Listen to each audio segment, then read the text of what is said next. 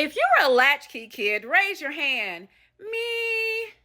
Definitely a Gen Xer. I was a latchkey kid. I was about third, fourth grade, coming home with the key around my neck. Now, it made me think of this because I recently saw this article about South Carolina, where if you're in South Carolina, then there's not a law that specifies what age you actually can leave your child home alone.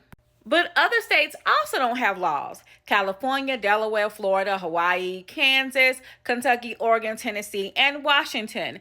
Now, if you live in one of these states, what determines if you can actually leave your child home alone? I asked this question because it's summertime and parents can't afford the summer camps, daycares. What do you do?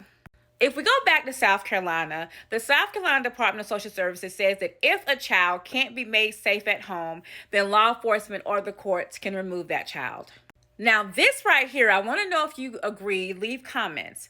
A South Carolina pediatrician by the name of Dr. Deborah Greenhouse says that she recommends that no child younger than 9 years old should be left home alone, even for a short period of time. By about 10 years old, a child who is responsible may be left for 30 minutes, but no longer than an hour. The decision to leave your child at home alone, even for a brief period, should be based on common sense. And you need to establish a well-defined set of ground rules.